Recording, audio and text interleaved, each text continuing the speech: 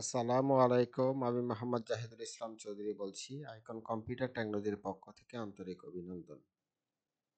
আজকে আমি যে বিষয়টা নিয়ে আলোচনা করব তা হচ্ছে ইনফরমেশন ফাংশন। চলুন শুরু করি।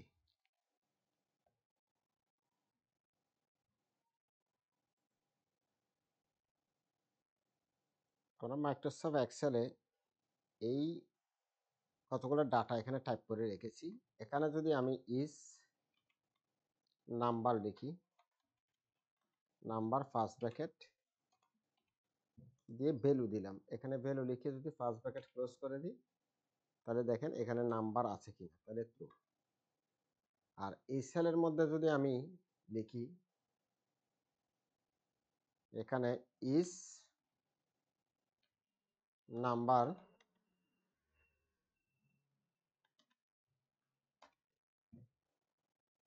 এখানে ইস নাম্বার আছে কিনা দেখি, তাহলে তাহলে ফলস দেখাচ্ছে। কেন? কারণ এখানে নাম্বার নাই।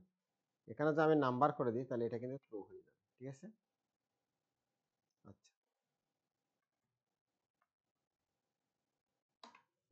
তাহলে এখানে আমরা নাম্বার আছে কিনা কোনো সেলের মধ্যে আমরা এভাবে যাচাই করে দেখতে পারি। আচ্ছা, কোনো সেল খালি কিনা এটা দেখার জন্য তাহলে ইস ব্ল্যাঙ্ক লিখব। এখানে যে কোনো দিকে লিখতে পারি ইস ব্ল্যাঙ্ক,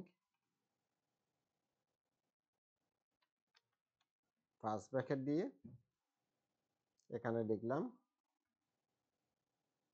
এখানে ক্লিক করলাম, ক্লিক করে এন্টার দিলাম। তাহলে এটা ফলস দেখাচ্ছে। তাহলে এখানে কোনো ঘর খালি নেই। আমি যদি খালি করে দিই তাহলে এটা কিন্তু ট্রু দেখাবে। ঠিক আছে? আচ্ছা, এই সেলের মধ্যে এখন ট্যাক্স আছে কিনা, তাহলে ইস টি ট্যাক্স ফার্স্ট ব্র্যাকেট, এখানে আমি ক্লিক করলাম, ক্লিক করে এন্টার দিলাম।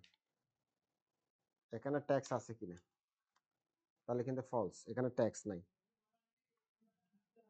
এখানে ট্যাক্স আছে কিনা দেখি, ইস ট্যাক্স, ইস টি ট্যাক্স ফার্স্ট ব্র্যাকেট,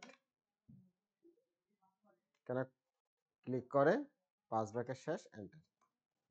তাহলে এখানে কিন্তু ট্যাক্স আছে। এখানে যে আমি নাম্বার করে দিই এখন, তাহলে কিন্তু আবার ফলস হয়ে যাবে। ঠিক আছে? তাহলে নিশ্চয় আপনারা এতক্ষণ পর্যন্ত যা বুঝালাম বুঝতে পেরেছেন।